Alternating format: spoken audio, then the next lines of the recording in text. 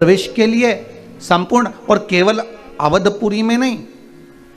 संपूर्ण विश्व में, संपूर्ण भारत की भूमि पर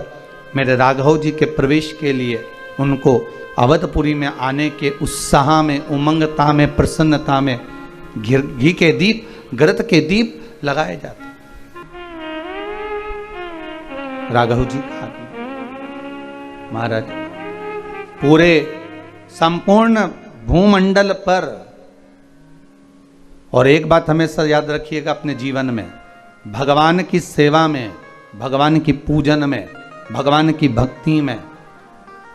हल्की वस्तुओं का प्रयोग नहीं करना। जरा विचार करिएगा, हम अगर किसी से बातें करते हैं, हम किसी से बात कर रहे होते हैं, हम किसी से मिल रहे होते हैं, अपनी वाणी में हम हल्का शब्द का प्रयोग करते हैं या हल्के शब्दों का प्रयोग करते हैं, तो सामने वाले पर फर्क क्या पड़ता है कि बताओ किसमें का व्यक्ति है, इतने हल्के शब्दों का प्रयोग कर रहा है, कितने गंदे शब्दों का प्रयोग कर रहा है, कितने विचित्र शब्दों का प्रयोग कर रहा है। तो तुरंत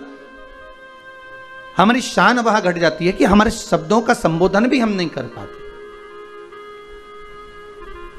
हमारे शब्दों का संबोधन भी हम नहीं कर पाते।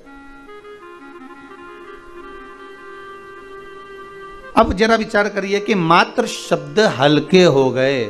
तुम्हारा बोलने की भाषा हल्की हो गई, तो तुम्हारा सम्मान घट गया। अब इस हल्के संबोधन से, हल्के शब्दों से जब तुम्हारा सम्मान घट सकता है, तो जरा विचार करिएगा कि आप अगर परमात्मा की सेवा कर रहे हैं, आप भगवान की भक्ति को धारण कर रहे हैं, आप भगवान के भजन में अगर लगे हुए हैं, भगवान की चित्तवृत्ति में लगे हुए हैं और भगवान की सेवा में आप कोई हल्की वस्तु भगवान को समर्पित कर रहे हैं, तो उसका कोई सुख नहीं है महाराज, उसका कोई आनंद नहीं है।